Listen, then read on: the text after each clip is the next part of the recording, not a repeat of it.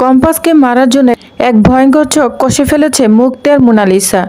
ল্যাবের ভিতরে গোপনে সব গেট সাজিয়ে তুলেছে তারা এক একটা করে। আজকের দিনটা কম্পাস কখনো ভুলতে পারবে না, যদি সে বেঁচে থাকে। হ্যাঁ প্রিভার্স, এমনটাই দেখা যাবে। পুরোটা জানতে বিরতে লাইক দিয়ে চ্যানেলটি সাবস্ক্রাইব করে দেখতে থাকুন। গল্পের শুরুতেই দেখা যায় ঋতুজা চুপচাপ নিজের ঘরের দরজা বন্ধ করে দেয়। কিঞ্জল একটু অবাক হয়ে ঘরের ভিতরে ঢুকে বলে, বৌদি তুমি আমাকে ডেকেছিলে?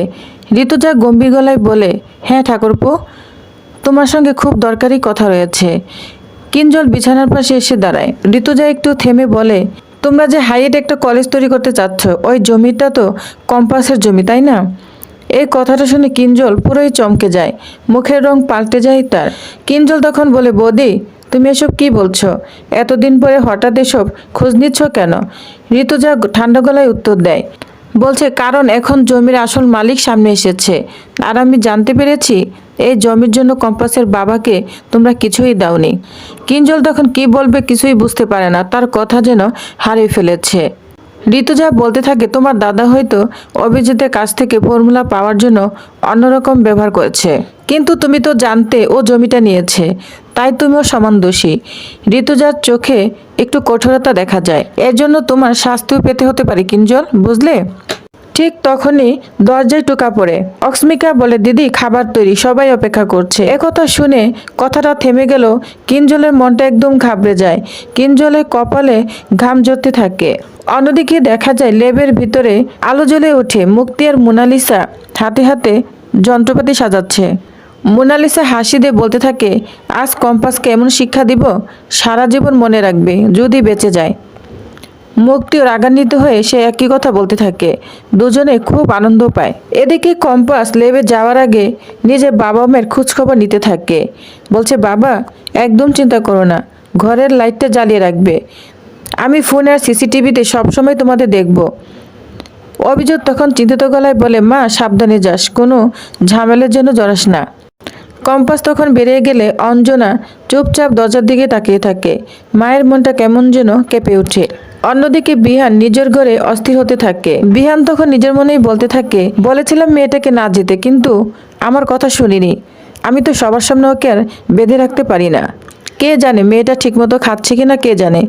এত রাগ করলে কারো সাহায্য করা যায় নাকি? ঠিক তখনই ঋতুজা ঘরে ঢুকে। ঋতুজা বলে, কি ব্যাপার বিহান? কম্পাসের জন্য চিন্তা হচ্ছে তাই না? বিহান তখন বলে, রাগের মাথায় বেড়ে যেতে বলেছিলাম ঠিকই, কিন্তু তাই বলে আমাদের কারোই সাহায্য নেবে না? যতদিন ডিভোর্সটা ফাইনাল না হয় অন্তত ততদিন তো সাহায্য নিতেই পারে, তাই না? যা শুনে ঋতুজা চমকে যায়। ঋতুজা বলে, কি বললে? তুমি ডিভোর্স দিবে, তারপর মোনালিসাকে বিয়ে করবে, তাই তো? বিহান বলে, না মা, মোনালিসাকে নিয়ে সেরকম কিছু ভাবিনি, কিন্তু একটা সত্যকে অস্বীকার করার কোনো উপায় নেই। মোনালিসা আমাকে মন থেকে ভালোবাসে, ভীষণ ভালোবাসে, ঠিক যেমন তার মা তাকে ভালোবাসে।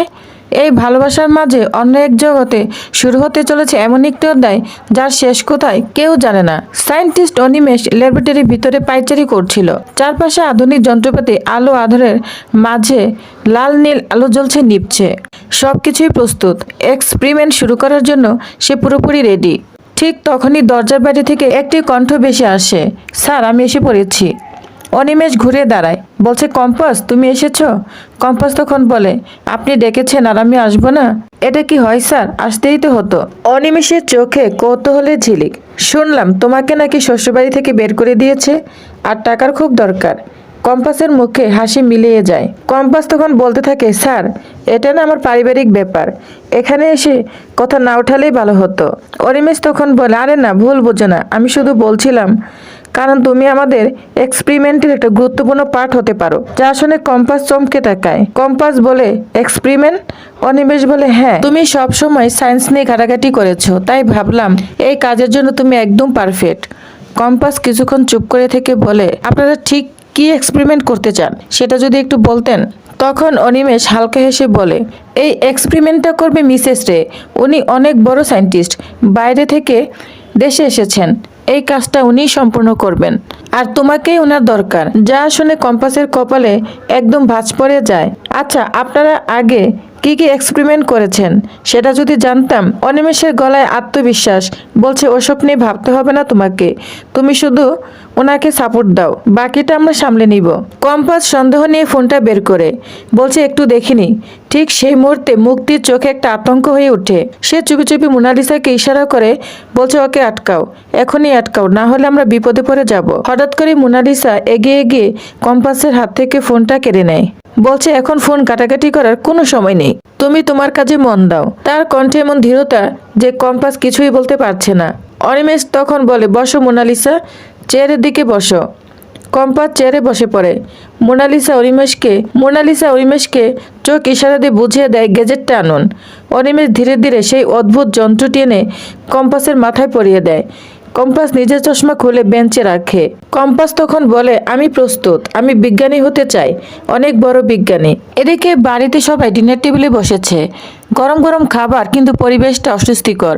ঋতুজা বারবার ফোন করছে, কিছুতেই ফোন ধরছে না কম্পাস। মেঘমালা তখন বলে মা আপনি তো অস্থির হচ্ছেন কেন, আজ তো কথা হয়েছে, আমার সঙ্গে একটু আগে কথা হয়েছে, বললেও খাবার নিয়েই ঢুকেছে। তবু ঋতুরাজের মনে একটা অজানা আশঙ্কা বয়ে বেড়াচ্ছে। বিহান চুপচাপ বসে আছে।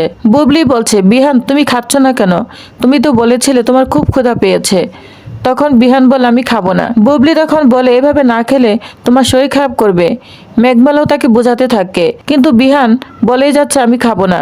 বিহানের গলায় রাগ। ঋতুজা তখন বলে তুমি কম্পাসের জন্য চিন্তা করছো তাই না? তখন বিহান উঠে ঘরে চলে যায়। ঋতুজা পিছন থেকে বলে তুমি ওর হাজবেন্ড, ও এখনো তোমার বউ, ও কোথায় আছে কি করছে দেখা কিন্তু তোমার দায়িত্ব। এদিকে ল্যাবরেটরিতে অনিমেষ গেজেটের বাটন প্রেস করে। কিছুক্ষণ পরে দেখা যায় কম্পাস একদম কেঁপে ওঠে, তার মুখ বিকৃত হয়ে যায় কষ্টে। ধীরে ধীরে তার নাক মুখ দিয়ে রক্ত গড়িয়ে পড়ে, যা দেখে মোনালিসা এবং মুক্তি আনন্দে নাচতে থাকে।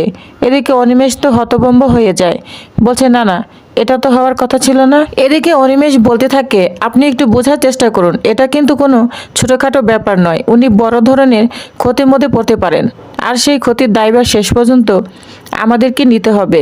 এই কথাগুলো বাতাসে ভেসে থাকলেও কারো মনেই যেন ঢুকছিল না। এদিকে দেখা যায় বিহান ধীরে ধীরে অস্থির হয়ে উঠছে। তার অস্থিরতার একটাই কারণ কম্পাসের সঙ্গে যোগাযোগ করতে পারছে না।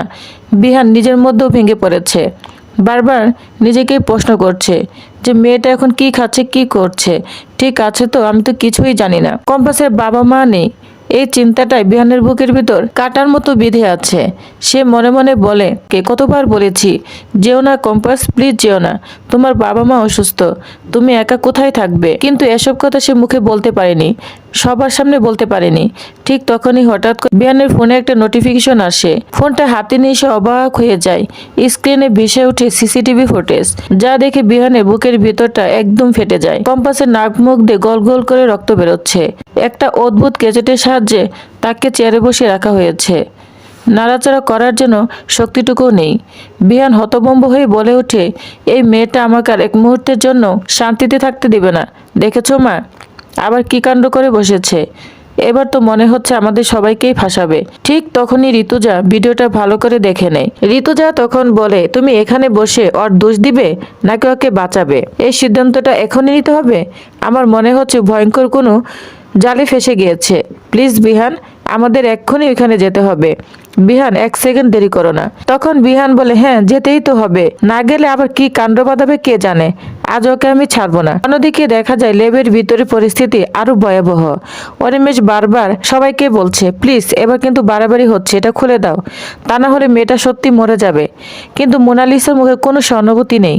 সে বলে উঠে একদম চুপচাপ থাকবেন, আপনার এত দরদকে নরপতি, যদি এত দরদ উতলে ওঠে না আপনাকে ঝামেলা পড়তে হবে, প্রয়োজনে আপনাকেও ফাঁসিয়ে দিব। কম্পাসের অবস্থা ক্রমশই খারাপ হতে থাকে, তার হাত পা ফেটে যাচ্ছে, রক্ত ঝরছে মেঝেতে। সেই দৃশ্য দেখে মোনালিসার মুখে এক তৃপ্তিকর হাসি দেখা যায়, আর বলে এবার তোকে শায়েস্তা করব। তো ভিউয়ার্স তাহলে আপনাদের কি মনে হয় এবার কি বিহান এসে কম্পাসকে বাঁচাতে পারবে মোনালিসার এই ফাঁদ থেকে? তো আপনাদের কি মনে হয় অবশ্যই জানাবেন। নেক্সট পর্বটি দেখতে অবশ্যই আমার সাথেই থাকুন। ধন্যবাদ।